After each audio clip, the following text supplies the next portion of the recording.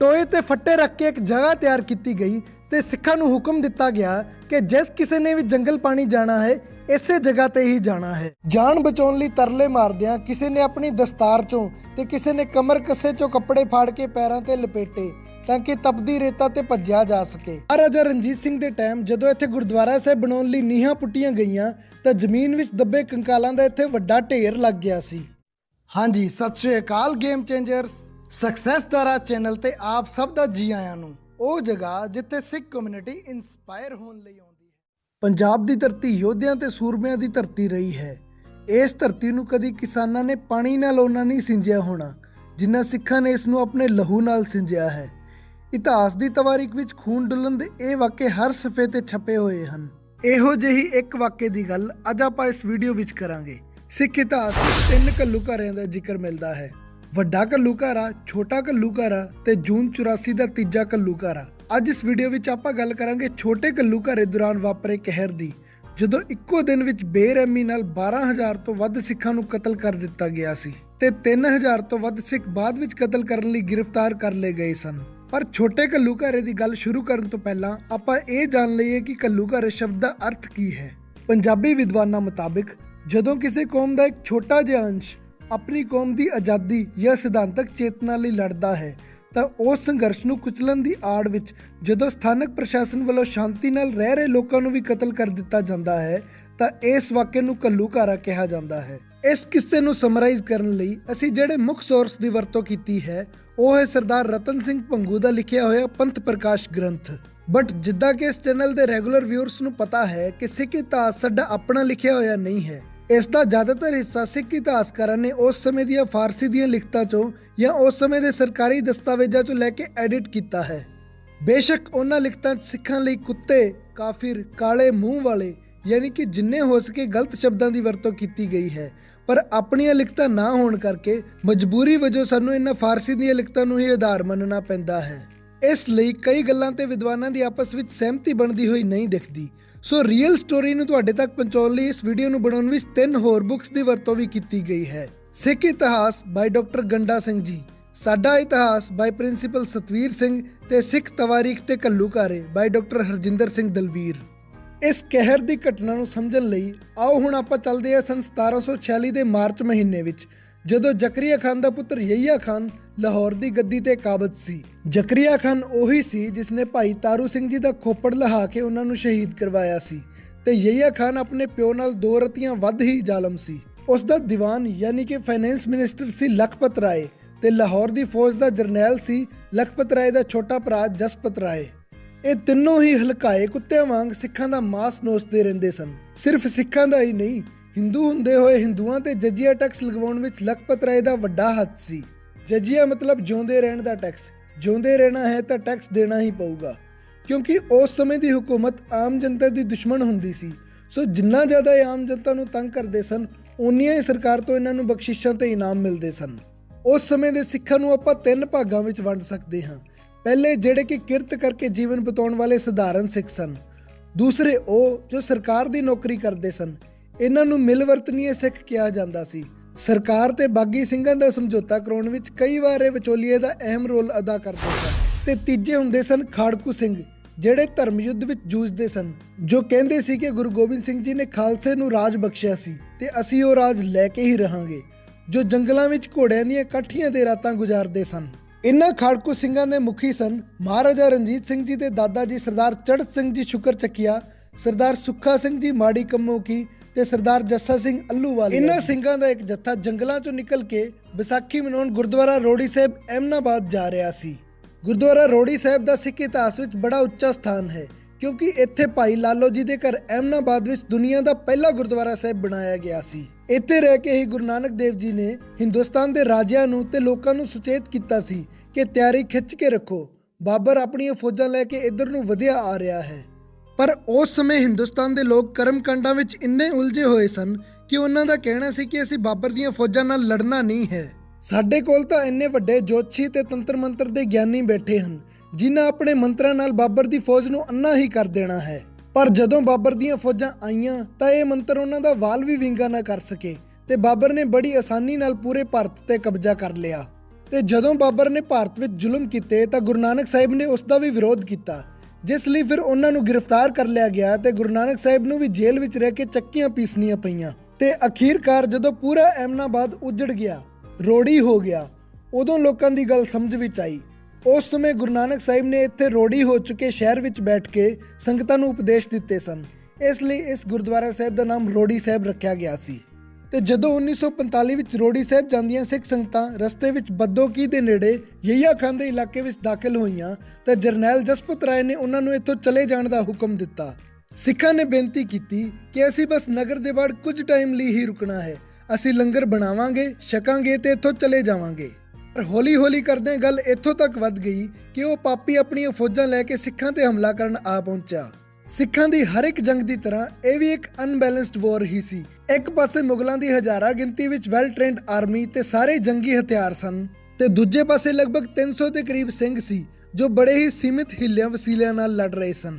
ਜੰਗ ਸ਼ੁਰੂ ਹੋਈ, ਚਾਰੇ ਪਾਸੇ ਤਲਵਾਰਾਂ ਦੇ ਟਕਰਾਉਣ ਦੀ ਆਵਾਜ਼ ਸੀ ਤੇ ਜ਼ਮੀਨ ਤੇ ਲਹੂ ਦਾ ਲਾਲ ਗਲੀਚਾ ਵਿਛਿਆ ਹੋਇਆ ਸੀ।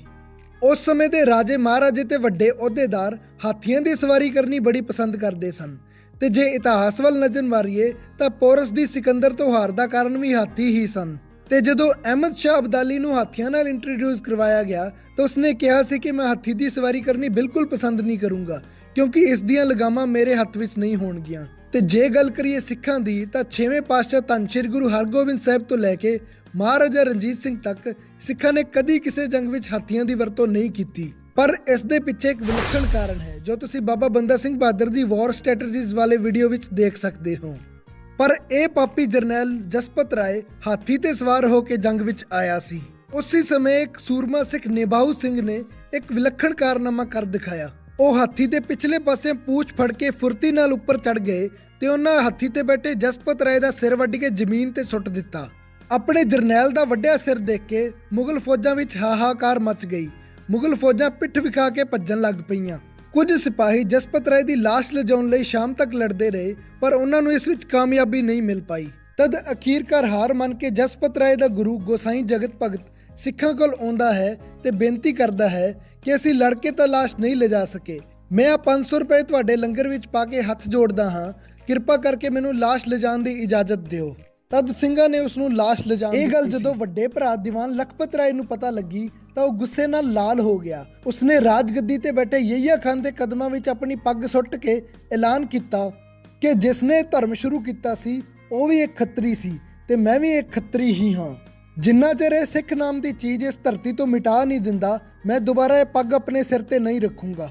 ਯਹੀਆ ਖਾਨ ਤਾਂ ਪਹਿਲਾਂ ਹੀ ਇਹ ਚਾਹੁੰਦਾ ਸੀ। ਉਸਨੇ ਲਖਪਤ ਰਾਏ ਦੀ ਗੱਲ ਤੇ ਨਾ ਸਿਰਫ ਹੱਲਾਸ਼ੇਰੀ ਦਿੱਤੀ ਸਗੋਂ ਇੱਕ ਵੱਡੀ ਫੌਜ, ਜੰਗੀ ਸਮਾਨ, ਅਸਲਾ, ਰਸਦ ਤੇ ਹੋਰ ਹਰ ਜ਼ਰੂਰੀ ਚੀਜ਼ ਦੇ ਕੇ ਉਸ ਨੂੰ ਤੋਰਿਆ ਤੇ ਨਾਲ ਹੀ ਇੱਕ ਹੁਕਮ ਜਾਰੀ ਕੀਤਾ, ਸਿੰਘਨ ਖੂਨ ਮਾਫ ਹਮ ਕੀਨੋ, ਜਿੱਤ ਲੱਭੇ ਚਿੱਤ ਮਾਰੇ ਚੀਨੋ। ਮਤਲਬ ਕਿ ਜਿੱਥੇ ਕਿਤੇ ਵੀ ਕੋਈ ਸਿੱਖ ਦਿਖੇ ਉਸ ਨੂੰ ਫੜ ਕੇ ਕਤਲ ਕਰ ਦਿਓ। ਸਿੱਖਾਂ ਦੇ ਕਤਲ ਦਾ ਕੋਈ ਮੁਕੱਦਮਾ ਨਹੀਂ, ਕੋਈ ਸਜ਼ਾ ਨਹੀਂ ਹੋਊਗੀ। ਇਤਿਹਾਸ ਵਿੱਚ ਸਬੂਤ ਮਿਲਦੇ ਹਨ ਕਿ ਸਿੱਖਾਂ ਤੋਂ ਚਿੜੇ ਲਖਪਤ ਰਾਏ ਨੇ ਆਮ ਬੋਲਚਾਲ ਦੀ ਭਾਸ਼ਾ ਵਿੱਚ ਗੁੜ ਸ਼ਬਦ ਬੋਲਣ ਤੇ ਪਾਬੰਦੀ ਲਾ ਦਿੱਤੀ ਸੀ ਕਿਉਂਕਿ ਉਸ ਦੇ ਅਨੁਸਾਰ ਗੁੜ ਬੋਲਣ ਤੇ ਗੁਰੂ ਸ਼ਬਦ ਦੀ ਯਾਦ ਆਉਂਦੀ ਹੈ। ਗੁੜ ਦੀ ਥਾਂ ਭੇਲੀ ਸ਼ਬਦ ਪੰਜਾਬੀ ਭਾਸ਼ਾ ਵਿੱਚ ਉਸੇ ਸਮੇਂ ਪ੍ਰਚਲਿਤ ਹੋਇਆ ਸੀ। ਨਾ ਹੀ ਕੋਈ ਬੰਦਾ ਕਿਸੇ ਧਾਰਮਿਕ ਪੁਸਤਕ ਨੂੰ ਗ੍ਰੰਥ ਕਹਿ ਸਕਦਾ ਸੀ ਕਿਉਂਕਿ ਗ੍ਰੰਥ ਸ਼ਬਦ ਤੋਂ ਗੁਰੂ ਗ੍ਰੰਥ ਸਾਹਿਬ ਦੀ ਯਾਦ ਆਉਂਦੀ ਸੀ। ਇਸ ਲਈ ਗ੍ਰੰਥ ਦੀ ਥਾਂ ਪੋਥੀ ਸ਼ਬਦ ਦੀ ਵਰਤੋਂ ਕੀਤੀ ਜਾਣ ਲੱਗੀ। ਲਖਪਤ ਰਾਏ ਨੇ ਫੌਜਾਂ ਨੂੰ ਹੁਕਮ ਦਿੱਤਾ ਕਿ ਨੇੜੇ ਤੇੜੇ ਦੇ ਨਗਰਾਂ ਪਿੰਡਾਂ ਵਿੱਚ ਜਿੱਥੇ ਕਿਤੇ ਵੀ ਸਿੱਖ ਜਾਂ ਸਿੱਖੀ ਨਾਲ ਮਾੜਾ ਮੋਟਾ ਸੰਬੰਧ ਰੱਖਣ ਵਾਲਾ ਵੀ ਕੋਈ ਮਿਲਦਾ ਹੈ ਤਾਂ ਉਸ ਨੂੰ ਤੁਰੰਤ ਗ੍ਰਿਫਤਾਰ ਕਰ ਲਿਆ ਜਾਵੇ। ਫੌਜਾਂ ਨੇ ਹੁਕਮ ਦੀ ਪਾਲਣਾ ਕਰਦੇ ਹੋਏ ਅਗਲੇ 2-3 ਦਿਨਾਂ ਵਿੱਚ ਹੀ ਨੇੜਲੇ ਇਲਾਕਿਆਂ ਚੋਂ ਲਗਭਗ 1000 ਦੇ ਕਰੀਬ ਸਿੱਖ ਗ੍ਰਿਫਤਾਰ ਕਰ ਲਏ। ਇਹਨਾਂ ਚੋਂ ਕੋਈ ਦੁਕਾਨਦਾਰ ਸੀ, ਕੋਈ ਕਿਸਾਨ ਤੇ ਕੋਈ ਮਜ਼ਦੂਰ। ਇਹਨਾਂ ਦਾ ਮੁਗਲਾਂ ਨਾਲ ਟੱਕਰ ਲੈਣ ਵਿੱਚ ਜਾਂ ਖਾੜਕੂ ਸਿੰਘਾਂ ਨਾਲ ਕੋਈ ਲੈਣਾ ਦੇਣਾ ਨਹੀਂ ਸੀ। ਇਸ ਤੋਂ ਬਾਅਦ 10 ਮਾਰਚ 1746 ਦੀ ਤਰੀਕ ਨੂੰ ਇਹਨਾਂ ਸਿੱਖਾਂ ਨੂੰ ਲਾਹੌਰ ਦੇ ਨਿਖਾਸ ਚੌਂਕ ਵਿੱਚ ਸ਼ਹੀਦ ਕਰਨ ਦਾ ਐਲਾਨ ਕੀਤਾ ਗਿਆ। ਪਰ ਇਸ ਤਰੀਕ ਤੇ ਉਸ ਸਾਲ ਸੋਮਵਾਰ ਦੀ ਮੱਸਿਆ ਦਾ ਸੰਜੋਗ ਬਣਦਾ ਸੀ ਜਿਸ ਨੂੰ ਹਿੰਦੂ ਧਰਮ ਵਿੱਚ ਬੜਾ ਹੀ ਪਵਿੱਤਰ ਦਿਨ ਮੰਨਿਆ ਜਾਂਦਾ ਹੈ। ਇਸ ਲਈ ਲਖਪਤ ਰਾਏ ਦਾ ਗੁਰੂ ਗੋਸਾਈ ਜਗਤ ਭਗਤ ਤੇ ਕੁਝ ਮੁੱਖ ਲੋਕ ਉਸ ਦੇ ਕੋਲ ਆਏ ਤੇ ਬੇਨਤੀ ਕੀਤੀ ਕਿ ਇਸ ਪਵਿੱਤਰ ਦਿਹਾੜੇ ਦੀ ਮਹੱਤਤਾ ਨੂੰ ਵੇਖਦੇ ਹੋਏ ਇਹ ਕਤਲੇਆਮ 1-2 ਦਿਨ ਅੱਗੇ ਪਿੱਛੇ ਖਿਸਕਾ ਦਿੱਤਾ ਜਾਵੇ। ਪਰ ਸੱਤਾ ਦੇ ਨਸ਼ੇ ਵਿੱਚ ਹੰਕਾਰੇ ਲਖਪਤ ਰਾਏ ਨੇ ਆਪਣੇ ਗੁਰੂ ਨੂੰ ਜਵਾਬ ਦਿੱਤਾ ਕਿ ਮੈਂ ਆਪਣਾ ਫੈਸਲਾ ਕਰ ਲਿਆ ਹੈ, ਹੁਣ ਤਾਂ ਇਸ ਨੂੰ ਰੱਬ ਵੀ ਨਹੀਂ ਬਦਲ ਸਕਦਾ। ਇਸ ਲਈ ਫਿਰ 10 ਮਾਰਚ 1746 ਨੂੰ ਸੋਮਵਾਰ ਦੀ ਮੱਸਿਆ ਦੇ ਪਵਿੱਤਰ ਦਿਹਾੜੇ ਤੇ ਇਹਨਾਂ 1000 ਤੋਂ ਵੱਧ ਨਿਰਦੋਸ਼ ਸਿੱਖਾਂ ਨੂੰ ਲਾਹੌਰ ਦੇ ਨਿਖਾਸ ਚੌਂਕ ਵਿੱਚ ਤੜਪਾ ਕੇ ਸ਼ਹੀਦ ਕਰ ਦਿੱਤਾ ਗਿਆ। ਇਹ ਨਿਖਾਸ ਚੌਂਕ ਰਾਜਮਾਰਗ ਤੇ ਬਣਿਆ ਕੋਈ ਮਸ਼ਹੂਰ ਚੌਂਕ ਨਹੀਂ ਸੀ। ਇੱਥੇ ਘੋੜਿਆਂ ਦੀ ਮੰਡੀ ਲੱਗਦੀ ਸੀ, ਜਿਸ ਨੂੰ ਲਾਹੌਰ ਦੀ ਸਭ ਤੋਂ ਗੰਦੀ ਤੇ ਮੁਸ਼ਕ ਭਰੀ ਜਗ੍ਹਾ ਮੰਨਿਆ ਜਾਂਦਾ ਸੀ। ਪਰ ਸਿੱਖਾਂ ਲਈ ਇਹ ਚੌਂਕ ਅੱਜ ਕਿਸੇ ਮੱਕੇ ਮਦੀਨੇ ਤੋਂ ਘੱਟ ਨਹੀਂ ਹੈ। ਇਸੇ ਇੱਕ ਨਿਖਾਸ ਚੌਂਕ ਵਿੱਚ ਵੱਖ-ਵੱਖ ਸਮਿਆਂ ਤੇ ਕੁੱਲ 10,000 ਤੋਂ ਵੱਧ ਸਿੱਖਾਂ ਨੂੰ ਸ਼ਹੀਦ ਕੀਤਾ ਗਿਆ ਹੈ। ਭਾਈ ਮਨੀ ਸਿੰਘ ਨੂੰ ਵੀ ਬੰਦ-ਬੰਦ ਕਟਵਾ ਕੇ ਇਸੇ ਥਾਂ ਤੇ ਹੀ ਸ਼ਹੀਦ ਕੀਤਾ ਗਿਆ ਸੀ। ਤੇ ਮਹਾਰਾਜਾ ਰਣਜੀਤ ਸਿੰਘ ਦੇ ਟਾਈਮ ਜਦੋਂ ਇੱਥੇ ਗੁਰਦੁਆਰਾ ਸਾਹਿਬ ਬਣਾਉਣ ਲਈ ਨੀਹਾਂ ਪੁੱਟੀਆਂ ਗਈਆਂ ਤਾਂ ਜ਼ਮੀਨ ਵਿੱਚ ਦੱਬੇ ਕੰਕਾਲਾਂ ਦਾ ਇੱਥੇ ਵੱਡਾ ਢੇਰ ਲੱਗ ਗਿਆ ਸੀ। ਇਹਨਾਂ 1000 ਦੇ ਕਰੀਬ ਸਿੱਖਾਂ ਦੀ ਨਿਖਾਸ ਚੌਂਕ ਵਿੱਚ ਹੋਏ ਕਤਲੇਆਮ ਦੀ ਖਬਰ ਅੱਗ ਦੀ ਤਰ੍ਹਾਂ ਫੈਲ ਗਈ ਤੇ ਹਕੂਮਤ ਦੇ ਰੁਖ ਤੋਂ ਸੁਚੇਤ ਹੋ ਕੇ ਤੇ ਵਿਚਾਰੇ ਸਿੱਖਾਂ ਨੂੰ ਆਪਣੇ ਵਸੇ ਵਸਾਈ ਘਰ ਛੱਡ ਕੇ ਜੰਗਲਾਂ ਵਿੱਚ ਜਾ ਕੇ ਖਾੜਕੂ ਸਿੰਘਾਂ ਕੋਲ ਸ਼ਰਨ ਲੈਣੀ ਪਈ। ਇਹ ਸਾਰੇ 15,000 ਦੇ ਕਰੀਬ ਸਿੱਖ ਗੁਰਦਾਸਪੁਰ ਦੇ ਲਾਗੇ ਕਾਨੂੰਵਾਲ ਦੀ ਸ਼ੰਭ ਵਿੱਚ ਆ ਕੇ ਇਕੱਠੇ ਹੋਏ। ਇਹ ਇੱਕ ਵੱਡਾ ਤੇ ਡਰਾਉਣਾ ਜੰਗਲ ਸੀ ਜਿੱਥੇ ਕੋਈ ਆਉਂਦਾ ਜਾਂਦਾ ਨਹੀਂ ਸੀ। ਪਰ ਇੱਥੇ ਆ ਕੇ ਵੀ ਸਿੱਖਾਂ ਦੀਆਂ ਮੁਸ਼ਕਲਾਂ ਘੱਟ ਨਹੀਂ ਹੋਈਆਂ। ਰਾਸ਼ਨ ਪਾਣੀ ਨਾ ਹੋਣ ਕਰਕੇ ਉਹਨਾਂ ਦੇ ਭੁੱਖੇ ਰਹਿਣ ਦੀ ਨੌਬਤ ਆ ਗਈ ਸੀ। ਉਹ ਰੁੱਖਾਂ ਦੇ ਪੱਤੇ ਤੇ ਛਿੱਲਾਂ ਖਾ ਕੇ ਦਿਨ ਲਗਾਉਣ ਤੇ ਮਜਬੂਰ ਹੋ ਗਏ ਸਨ ਤੇ ਉਹਨਾਂ ਦੇ ਘੋੜੇ ਵੀ ਭੁੱਖ ਨਾਲ ਦਿਨੋਂ ਦਿਨ ਕਮਜ਼ੋਰ ਹੋ ਰਹੇ ਸਨ। ਪਰ ਇੰਨੀਆਂ ਮੁਸ਼ਕਲਾਂ ਸਹਿਣ ਤੋਂ ਬਾਅਦ ਵੀ ਸਿੱਖ ਇੱਥੇ ਸੁਰੱਖਿਅਤ ਨਾ ਰਹਿ ਪਾਏ। ਕਿਸੇ ਸੂਈਏ ਨੇ ਲਖਪਤ ਰਾਏ ਨੂੰ ਇਸ ਜਗ੍ਹਾ ਦੀ ਖਬਰ ਦੇ ਦਿੱਤੀ। ਲਖਪਤ ਰਾਏ ਨੇ ਸਿੱਖਾਂ ਨੂੰ ਗ੍ਰਿਫਤਾਰ ਕਰਨ ਲਈ ਆਪਣੇ ਪੁੱਤਰ ਹਰਭੱਜ ਤੇ ਯਹੀਆ ਖਾਨ ਦੇ ਪੁੱਤਰ ਨਾਹਰ ਖਾਨ ਨੂੰ ਫੌਜਾਂ ਦੇ ਕੇ ਭੇਜਿਆ। ਪਰ ਇਹ ਦੋਵੇਂ ਹੀ ਅਜੇ ਅਲੜ ਉਮਰ ਵਿੱਚ ਸਨ ਤੇ ਜੰਗੀ ਰਣਨੀਤੀਆਂ ਤੋਂ ਪੂਰੀ ਤਰ੍ਹਾਂ ਵਾਕਿਫ ਨਹੀਂ ਸਨ। ਇਸ ਲਈ ਇਹ ਦੋਵੇਂ ਬਹੁਤ ਛੇਤੀ ਸਿੱਖਾਂ ਦੇ ਹੱਥੋਂ ਮਾਰੇ ਜਾਂਦੇ ਹਨ।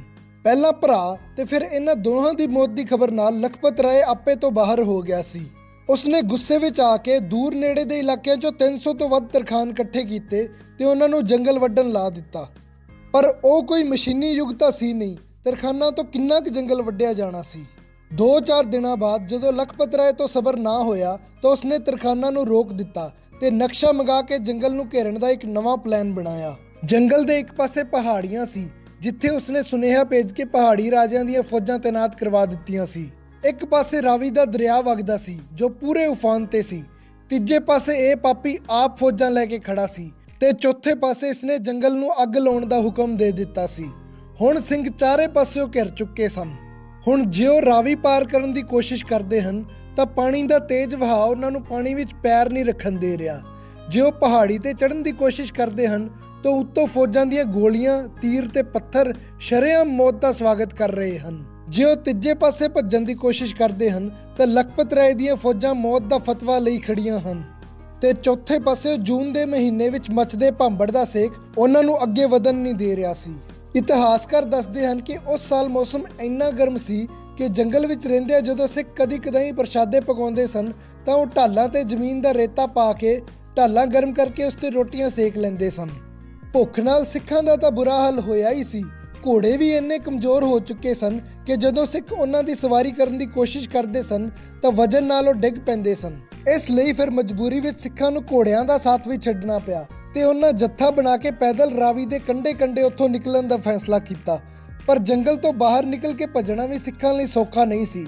ਦਰਿਆ ਦੇ ਦੋਵੇਂ ਪਾਸੇ 2-2 ਕਿਲੋਮੀਟਰ ਤੱਕ ਰੇਤਾ ਫੈਲੀ ਹੋਈ ਸੀ ਜੋ ਜੂਨ ਦੀ ਦੁਪਹਿਰ ਅਸਮਾਨ ਤੋਂ ਵਰਦੀ ਅੱਗ ਕਾਰਨ ਭੱਟੀ ਵਾਂਗ ਤਪ ਰਹੀ ਸੀ। ਜੰਗਲ ਵਿੱਚ ਰਹਿੰਦਿਆਂ ਕਿਸੇ ਵੀ ਸਿੰਘ ਦੇ ਪੈਰਾਂ ਵਿੱਚ ਢੰਗ ਦੀ ਜੁੱਤੀ ਨਹੀਂ ਸੀ ਤੇ ਤਪਦੀ ਰੇਤਾ ਤੇ ਪੈਦਲ ਤੁਰਦਿਆਂ ਥੋੜੀ ਹੀ ਦੇਰ ਵਿੱਚ ਉਹਨਾਂ ਦੇ ਪੈਰਾਂ ਵਿੱਚ ਛਾਲੇ ਪੈ ਗਏ ਸਨ। ਦੁਸ਼ਮਣ ਖੂਨ ਦਾ ਪਿਆਸਾ ਹੋ ਕੇ ਪਿੱਛਾ ਕਰ ਰਿਹਾ ਸੀ ਪਰ ਸਿੰਘਾਂ ਤੋਂ ਤੁਰਿਆ ਵੀ ਨਹੀਂ ਜਾ ਰਿਹਾ ਸੀ। ਜਾਨ ਬਚਾਉਣ ਲਈ ਤਰਲੇ ਮਾਰਦਿਆਂ ਕਿਸੇ ਨੇ ਆਪਣੀ ਦਸਤਾਰ ਚੋਂ ਤੇ ਕਿਸੇ ਨੇ ਕਮਰ ਕੱਸੇ ਚੋਂ ਕੱਪੜੇ ਫਾੜ ਕੇ ਪੈਰਾਂ ਤੇ ਲਪੇਟੇ ਤਾਂ ਕਿ ਤਪਦੀ ਰੇਤਾ ਤੇ ਭੱਜਿਆ ਜਾ ਸਕੇ। ਮਾੜਾ ਮੋਟਾ ਉਪਰਾਲਾ ਕਰਦਿਆਂ ਹਜੇ ਡਿੱਗਦੇ ਉੱਠਦੇ ਸਿੰਘ ਥੋੜੀ ਦੂਰ ਹੀ ਗਏ ਸਨ ਕਿ ਪਿੱਛੋਂ ਲਖਪਤ ਰਾਏ ਨੇ ਫੌਜਾਂ ਨਾਲ ਹਮਲਾ ਕਰ ਦਿੱਤਾ। ਸਿੰਘਾਂ ਨੇ ਆਪਣੀ ਜੀ ਜਾਨ ਲਾ ਕੇ ਮੁਕਾਬਲਾ ਕੀਤਾ ਪਰ ਜ਼ਾਲਮਾਂ ਦਾ ਪਲੜਾ ਬਹੁਤ ਭਾਰੀ ਸੀ। ਉਸ ਦਿਨ ਕੁਝ ਸਿੰਘ ਅੱਗ ਵਿੱਚ ਜਿਉਂਦਿਆਂ ਸੜ ਗਏ, ਕੁਝ ਤੋਪਾਂ ਅੱਗੇ ਆਪਣਾ ਆਪਾ ਵਾਰ ਗਏ, ਕੁਝ ਪਹਾੜੀ ਫੌਜਾਂ ਦੀਆਂ ਗੋਲੀਆਂ ਦਾ ਸ਼ਿਕਾਰ ਹੋ ਗਏ ਤੇ ਬਾਕੀ ਦੇ ਜੋ ਜੰਗਲ ਛੱਡ ਕੇ ਨਿਕਲਣ ਦੀ ਕੋਸ਼ਿਸ਼ ਕਰ ਰਹੇ ਸਨ ਉਹਨਾਂ ਤੇ ਫੌਜਾਂ ਨੇ ਪਿੱਛੋਂ ਆ ਕੇ ਹਮਲਾ ਕਰਕੇ ਉਹਨਾਂ ਨੂੰ ਸ਼ਹੀਦ ਕਰ ਦਿੱਤਾ। ਉਸ ਦਿਨ ਸਵੇਰ ਤੋਂ ਸ਼ਾਮ ਤੱਕ ਪੂਰੇ ਦਿਨ ਵਿੱਚ 12,000 ਤੋਂ ਵੱਧ ਸਿੰਘ ਸ਼ਹੀਦ ਹੋਏ ਸਨ ਤੇ ਜੋ ਫੱਟੜ ਹੋ ਕੇ ਪਏ ਸਨ ਜਿਨ੍ਹਾਂ ਤੋਂ ਭੱਜਿਆ ਨਹੀਂ ਜਾ ਰਿਹਾ ਸੀ, ਇਹੋ ਜਿਹੇ 3,000 ਤੋਂ ਵੱਧ ਸਿੱਖਾਂ ਨੂੰ ਗ੍ਰਿਫਤਾਰ ਕਰ ਲਿਆ ਗਿਆ ਤੇ ਲਾਹੌਰ ਦੇ ਨਿਕਾਸ ਚੌਂਕ ਵਿੱਚ ਲਿਜਾ ਕੇ ਥੋੜੇ ਕਰਕੇ ਕਈ ਦਿਨਾਂ ਵਿੱਚ ਤੜਪਾ ਕੇ ਸ਼ਹੀਦ ਕਰ ਦਿੱਤਾ ਗਿਆ। ਇੱਥੇ ਇੱਕ ਗੱਲ ਗੌਰ ਕਰਨ ਯੋਗ ਹੈ ਕਿ ਇਹਨਾਂ ਸਿੱਖਾਂ ਦੀਆਂ ਸਾਰੀਆਂ ਮੁਸ਼ਕਲਾਂ ਦਾ ਸਿਰਫ ਇੱਕ ਪਲ ਵਿੱਚ ਹੱਲ ਹੋ ਜਾਣਾ ਸੀ। ਇੱਕ ਪਲ ਵਿੱਚ ਉਹਨਾਂ ਦੀ ਜ਼ਿੰਦਗੀ ਸੁੱਖਾਂ ਨਾਲ ਭਰ ਜਾਣੀ ਸੀ। ਬਲਦੇ ਰੇਤੇ ਦੀ ਥਾਂ ਪੈਰਾਂ ਥੱਲੇ ਮਖਮਲ ਦੇ ਗਲੀਚੇ ਆ ਜਾਣੇ ਸੀ। ਕੰਡਿਆਂ ਵਾਲੇ ਜੰਗਲਾਂ ਦੀ ਥਾਂ ਮਹਿਲਾਂ ਨੇ ਲੈ ਲੈਣੀ ਸੀ। ਬਸ ਉਹਨਾਂ ਇੱਕ ਵਾਰ ਹੱਥ ਖੜੇ ਕਰਕੇ ਇੰਨਾ ਕਹਿਣਾ ਸੀ ਕਿ ਮੈਂ ਸਿੱਖ ਨਹੀਂ ਹਾਂ, ਮੈਨੂੰ ਮੁਸਲਮਾਨ ਬਣਾ ਦਿਓ।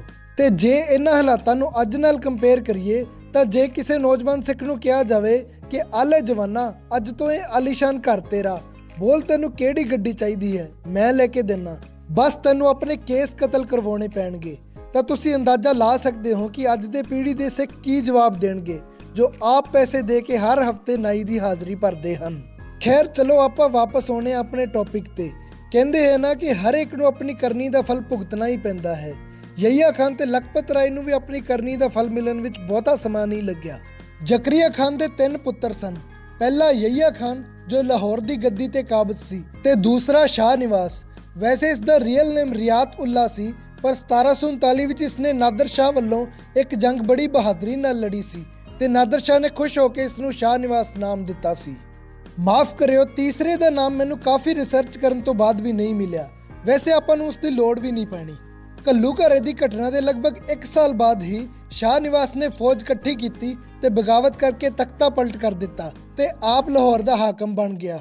ਉਸਨੇ ਯਹੀਆ ਖਾਨ ਤੇ ਲਖਪਤ ਰਾਏ ਦੋਹਾਂ ਨੂੰ ਜੇਲ੍ਹ ਵਿੱਚ ਕੈਦ ਕਰ ਦਿੱਤਾ, ਜਿੱਥੋਂ ਕੁਝ ਦਿਨਾਂ ਬਾਅਦ ਯਹੀਆ ਖਾਨ ਭੱਜਣ ਵਿੱਚ ਕਾਮਯਾਬ ਹੋ ਗਿਆ। ਇਸ ਤੋਂ ਬਾਅਦ ਮਖਮਲ ਦੇ ਗਲੀਚਿਆਂ ਤੋਂ ਪੈਰ ਨਾ ਚੁੱਕਣ ਵਾਲੇ ਇਸ ਯਹੀਆ ਖਾਨ ਨੂੰ ਆਪਣੀ ਜ਼ਿੰਦਗੀ ਜੰਗਲ ਵਿੱਚ ਭੁੱਖੇ ਭਾਣੇ ਭਟਕਦਿਆਂ ਬਤੀਤ ਕਰਨੀ ਪਈ ਤੇ ਕੁਝ ਸਮਾਂ ਬਾਅਦ ਹੀ ਭੁੱਖ ਤੇ ਬਿਮਾਰੀਆਂ ਨਾਲ ਉਸ ਦੀ ਮੌਤ ਹੋ ਗਈ। ਤੇ ਹੁਣ ਸ਼ਾਹ ਨਿਵਾਸ ਨੇ ਲਾਹੌਰ ਵਿੱਚ ਆਪਣਾ ਦਰਬਾਰ ਸਜਾਇਆ ਤੇ ਜਿਸ ਤਰ੍ਹਾਂ ਯਹੀਆ ਖਾਨ ਦਾ ਦੀਵਾਨ ਸੀ ਲਖਪਤ ਰਾਏ, ਸ਼ਾਹ ਨਿਵਾਸ ਦਾ ਦੀਵਾਨ ਬਣਿਆ ਕੋੜਾਮਲ। ਇਹਨਾਂ ਦਾ ਨਾਮ ਕੋੜਾਮਲ ਹੈ, ਪਰ ਸਿੱਖੀ ਲਈ ਇਹਨਾਂ ਦੇ ਮਨ ਵਿੱਚ ਜੋ ਸੇਵਾ ਭਾਵਨਾ ਸੀ ਉਸ ਕਾਰਨ ਸਿੱਖ ਜਗਤ ਇਹਨਾਂ ਨੂੰ ਮਿੱਠਾ ਮਲ ਜੀ ਕਹਿ ਕੇ ਪੁਕਾਰਦਾ ਹੈ। ਜਦੋਂ ਸਿੱਖ ਜੰਗਲ ਵਿੱਚ ਦਾਣੇ ਲਈ ਮੁਹਤਾਜ ਸਨ, ਉਦੋਂ ਮਿੱਠਾ ਮਲ ਜੀ ਨੇ ਆਪਣੇ ਨੌਕਰਾਂ ਨੂੰ ਵਪਾਰੀਆਂ ਦਾ ਭੇਸ ਬਣਾ ਕੇ ਖੱਚਰਾਂ ਤੇ ਰਾਸ਼ਨ ਲਦਾ ਮਦਦ ਕਰਨ ਜੰਗਲ ਵੱਲ ਭੇਜਿਆ ਸੀ। ਹਾਕਮ ਇਹ ਵੀ ਉਨਾ ਹੀ ਜ਼ਾਲਮ ਹੈ, ਪਰ ਦੋਹਾਂ ਵਿਚਕਾਰ ਵਿਚੋਲਾ ਚੰਗਾ ਹੋਣ ਕਰਕੇ ਹੁਣ ਸਿੱਖਾਂ ਤੇ ਜ਼ੁਲਮ ਹੋਣੇ ਬਹੁਤ ਘੱਟ ਹੋ ਗਏ ਹਨ।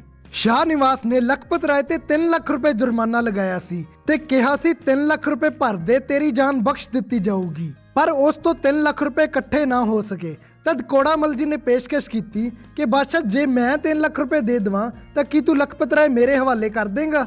ਬਾਦਸ਼ਾਹ ਦੇ ਹਾਂ ਕਹਿਣ ਤੇ ਕੋੜਾਮਲ ਜੀ ਨੇ ਆਪਣੀ ਜ਼ਮੀਨ ਵੇਚ ਕੇ 3 ਲੱਖ ਰੁਪਏ ਇਕੱਠੇ ਕੀਤੇ ਤੇ ਸ਼ਾਹ ਨਿਵਾਸ ਨੂੰ ਸੌਂਪ ਕੇ ਲਖਪਤ ਰਾਏ ਨੂੰ ਖਰੀਦ ਲਿਆ ਤੇ ਸਿੱਖਾਂ ਕੋਲ ਲਿਜਾ ਕੇ ਬੇਨਤੀ ਕੀਤੀ ਕਿ ਸਿੰਘ ਸੂਰਮਿਓ, ਇਸ ਜ਼ਾਲਮ ਨੇ ਸਿੱਖਾਂ ਦਾ ਬੇਇੰਤਹਾ ਖੂਨ ਡੋਲਿਆ ਹੈ, ਇਸ ਤੋਂ ਇੱਕ ਪਾਪ ਦਾ ਹਿਸਾਬ ਲਿਆ ਜਾਵੇ ਤਾਂ ਕਿ ਆਉਣ ਵਾਲੀ ਪੀੜ੍ਹੀ ਨੂੰ ਪਤਾ ਲੱਗ ਸਕੇ ਕਿ ਸਿੱਖੀ ਨੂੰ ਮਿਟਾਉਣ ਦੀਆਂ ਕੋਸ਼ਿਸ਼ਾਂ ਤਾਂ ਬਹੁਤ ਹੋਈਆਂ ਪਰ ਸਿੱਖੀ ਖਤਮ ਨਹੀਂ ਹੋਈ। ਸਿੱਖੀ ਨੂੰ ਮਿਟਾਉਣ ਵਾਲੇ ਆਪ ਜ਼ਰੂਰ ਖਤਮ ਹੋ ਗਏ। ਇਸ ਤੋਂ ਬਾਅਦ ਲਖਪਤ ਰਾਏ ਨੂੰ ਸਜ਼ਾ ਦੇਣ ਲਈ ਵਿਚਾਰ ਕੀਤਾ ਗਿਆ। ਆਪਣੀ ਪੂਰੀ ਜ਼ਿੰਦਗੀ ਵਿੱਚ 25,000 ਤੋਂ ਵੱਧ ਨਿਰਦੋਸ਼ਾਂ ਨੂੰ ਤੜਪਾ ਕੇ ਮਾਰਨ ਵਾਲੇ ਇਸ ਪਾਪੀ ਨੂੰ 5 ਪਿਆਰਿਆਂ ਦੇ ਹੁਕਮ ਨਾਲ ਸਜ਼ਾ ਦਾ ਐਲਾਨ ਕੀਤਾ ਗਿਆ। ਇੱਕ ਟੋਆ ਪੁੱਟ ਕੇ ਉਸ ਵਿੱਚ ਲਖਪਤ ਰਾਏ ਨੂੰ ਸੁੱਟ ਦਿੱਤਾ ਗਿਆ। ਟੋਏ ਤੇ ਫੱਟੇ ਰੱਖ ਕੇ ਇੱਕ ਜਗ੍ਹਾ ਤਿਆਰ ਕੀਤੀ ਗਈ ਤੇ ਸਿੱਖਾਂ ਨੂੰ ਹੁਕਮ ਦਿੱਤਾ ਗਿਆ ਕਿ ਜਿਸ ਕਿਸੇ ਨੇ ਵੀ ਜੰਗਲ ਪਾਣੀ ਜਾਣਾ ਹੈ, ਇਸੇ ਜਗ੍ਹਾ ਤੇ ਹੀ ਜਾਣਾ ਹੈ। ਸਿੱਖਾਂ ਨੇ ਹੁਕਮ ਦੀ ਪਾਲਣਾ ਕੀਤੀ ਤੇ ਕਈ ਦਿਨਾਂ ਤੱਕ ਇਹ ਸਿਲਸਿਲਾ ਐਵੇਂ ਹੀ ਚੱਲਦਾ ਰਿਹਾ। ਲਖਪਤ ਰਾਏ ਨੂੰ ਆਪਣੀ ਜ਼ਿੰਦਗੀ ਦੇ ਅੰਤਿਮ ਦਿਨ ਨਰਕ ਤੋਂ ਵੀ ਗੰਦੀ ਜਗ੍ਹਾ ਤੇ ਰਹਿ ਕੇ ਬਿਤਾਉਣੇ ਪਏ।